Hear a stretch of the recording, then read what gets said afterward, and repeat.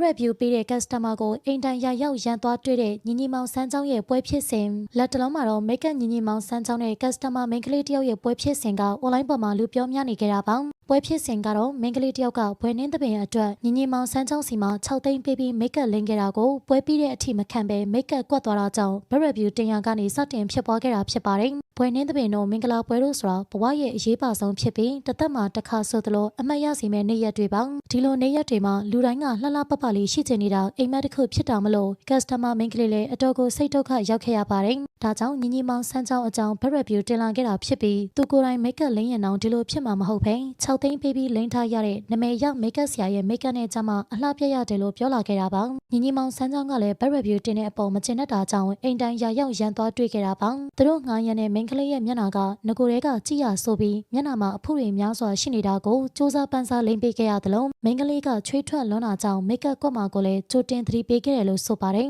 make up မကွက်စေဖို့ချွေးထွက်များတဲ့နှာခေါင်းလိုနေရာတွေကိုတစ်ရှူးနဲ့ဖွားဖွားလေးတုပ်ပေးဖို့မှားခဲ့တာမလို့သူမမှားဘူးဆိုပြီးအော်ကြီးဟစ်ချေရန်တွေ့နေတာပါအဆိုပါဗီဒီယိုကလည်း online ပေါ်မှာပြန့်နှံ့လာတာကြောင့်ညီညီမောင်စန်းချောင်းကိုအပြစ်တင်သူတွေပိုများလာခဲ့ပါတယ်ကိုယ့်ရဲ့ customer ကိုရိုင်းပြစွာဆက်ဆံတဲ့အပြင်ရုပ်ရည်ကိုပါနှိမ့်ချပြောတာကြောင့်ညီညီမောင်စန်းချောင်းဟာ professional မပေတဘူးလို့ဝေဖန်လာကြတာပါတစ်ဖက်ကမိန်းကလေးကလည်းသူ့အနေနဲ့ညီညီမောင်မှာခဲ့တယ်လို့ make up ကိုခပ်ဖော့ဖော့တုတ်တာတော့မှ make up ကွက်သွားတာမလို့ဘလို့မှမကျင်တတ်နိုင်ဖြစ်နေရရှာတာပါပရိသတ်တို့အနေနဲ့ရော bad review ပေးတဲ့ customer ရဲ့နေအိမ်အထိကိုတွားရောက်တောင်းချမ်းနေတဲ့ညီညီမောင်စန်းချောင်းရဲ့ဖြစ်စဉ်အပေါ်အမြင်လေးတွေကိုပြပြခဲ့ပါအောင်ရှင်